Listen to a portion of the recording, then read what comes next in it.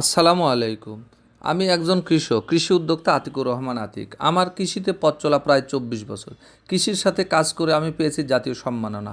আজকে আমার সেই বরই, যেটাকে বলা হয় আপেল কুল বা বলসুন্দরী বরই, আগে আমরা বাউকুল করতাম, সেই ২০১০ থেকে ১১ সালে করেছিলাম আমরা। সেই সময় আপেল কুল করেছিলাম, পাশাপাশি করেছিলাম বাউকুল। ২ থেকে ৩ বছর ভালো হওয়ার পরে আর আমরা এটাতে ভালো ফলাফল পাই না। পরবর্তীতে ৩-৪ বছর আর কোনো চাষবাসের সাথে ছিলাম না। এখন বর্তমানে এসে আবার আপেল কুল এবং বলসুন্দরী খুব ভালো উৎপাদন হচ্ছে।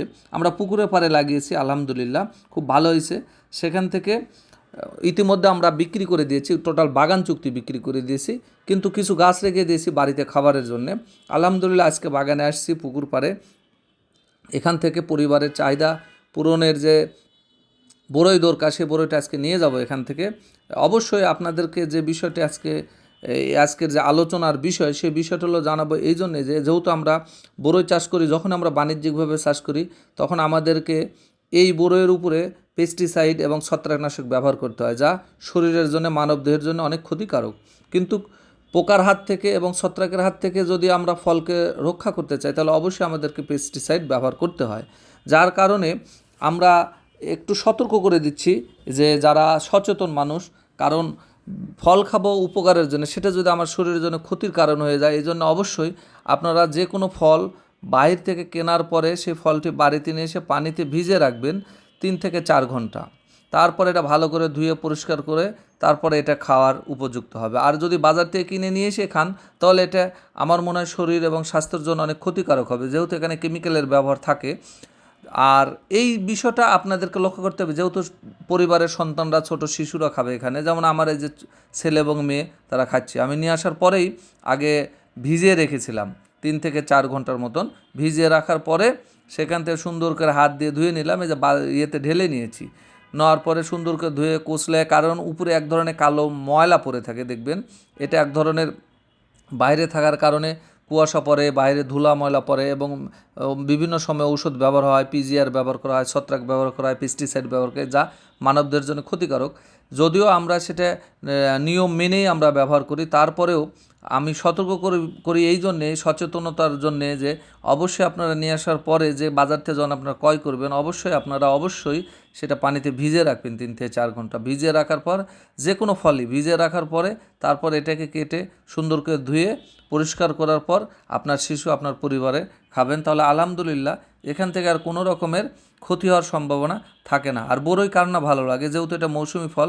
আরেকটা মেসেজ, যে আমরা আল্লাহর রহমতে যে দেশে আমরা জন্মগ্রহণ করেছি, আল্লাহ পাক সেই দেশে সেই মানুষের শরীর এবং রোগ প্রতিরোধক ক্ষমতা উপেক্ষা করে সেই ধরনের ফল এবং ফসল দিয়ে দিয়েছে। লক্ষ্য করে দেখুন, এই দেশে আপেল হয় না। কেন আপেল হয় না? আপেল শীতের দেশে, শীত যেই দেশে সেই দেশে হয়, তাই আমাদের দেশে কিন্তু আপেল হয় না। ওই দেশে শীত, তাই শীতের জন্য আপেল ওখানে, আল্লাহ ওদের জন্য ওটা সেট করে দিয়েছে তার শরীরের জন্য। আবার লক্ষ্য করে দেখুন, মরুভূমির দেশে সেখানে খেজুর হয়। কারণটা হলো যে মানুষ ক্লান্ত হবে, এই খেজুরই তার শরীরের চাহিদা পূরণ করবে। ঠিক অনুরূপভাবে আমাদের ৬ ঋতুর দেশ, আমাদের দেশে কিন্তু খেজুর ওইভাবে হয় না, যার কারণে আমাদের দেশের মাটিতে পড়ে পাখি মল ত্যাগ করার পর যে গাছগুলো নয়, সেখান থেকে যে ফলমূলগুলো হয়, আদার জঙ্গল বনে, সেটাই মনে করবেন যে এটা আল্লাহ পাক আমাদের প্রকৃতি থেকে দিচ্ছে, মানে আমাদের শরীরের জন্য যেটা উপযুক্ত, সেটা আল্লাহ পাক আমাদের জন্য নির্ধারণ করে দিচ্ছে। তাই দেশি ফল পরিবারের জন্য, নিজের জন্য, সবসময়ের জন্য দেশি ফল ক্রয় করবেন। কারণ হলো দেশি ফলের সাথে আমাদের শরীরের এবং আবহাওয়ার একটা, প্রকৃতির সাথে একটা সম্পর্ক আছে। তাহলে এটাতে আমাদের রোগ প্রতিরোধক ক্ষমতা বৃদ্ধি হবে এবং আমরা ভালো থাকবো। বোরের সময় বরই, কামরাঙ্গার সময় কামরাঙ্গা, আপেলের সময় আপেল, বোরের সময় আপেল বরই, তারপর জলপাইয়ের সময় জলপাই, পেয়ারার সময় পেয়ারা, মানে যখন যে ফলটা আসবে আমাদের মৌসুম ভিত্তিক, সেই ফলটাই আমাদেরকে অবশ্যই খেতে হবে, ফল বলেন, সবজি বলেন। তাহলে আমরা প্রকৃতির সাথে, আবহাওয়ার সাথে, আল্লাহ কিন্তু আমাদেরকে ওইভাবেই আমাদের কাছে ফলগুলো নির্ধারণ করে দিয়েছেন, আমাদের মাটিতে সেটা উৎপাদিত হচ্ছে। আলহামদুলিল্লাহ আমরা অনেক সময় দেশীয় ফলকে আমরা গুরুত্ব না দিয়ে বিদেশি ফলের প্রতি আমাদের লোভ লালসাটা বেশি, যা আমাদের শরীরের জন্য অনেকটাই ক্ষতিকারক।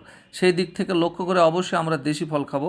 এই যে লক্ষ্য করে দেখুন, একটু লবণ চাটনি দিয়ে যদি বড়ইগুলো যদি মাখিয়ে যদি খাওয়া হয়, এটা অনেক সুস্বাদু এবং টেস্টি লাগে, যার কারণে পরিবারের সন্তানরাও সেটাকে খুব গুরুত্ব সহকারে খায়। তাই প্রতিনিয়ত আমাদেরকে দেশি ফলের প্রতি চাহিদা বাড়াতে হবে এবং পরিবারের সবাই যদি আমরা এই দেশি ফল খাই তাহলে আমরা আবহাওয়ার সাথে শরীরের আমাদের একটা অ্যাডজাস্ট হয়ে যাবে। তো সর্বশেষে সবার দোয়া ও শুভকামনা রইল, সবাই আমার জন্য দোয়া করবেন, আমার ফার্মের জন্য দোয়া করবেন। আমরা প্রতিনিয়তই আমাদের কার্যক্রমগুলো আমরা ইউটিউবের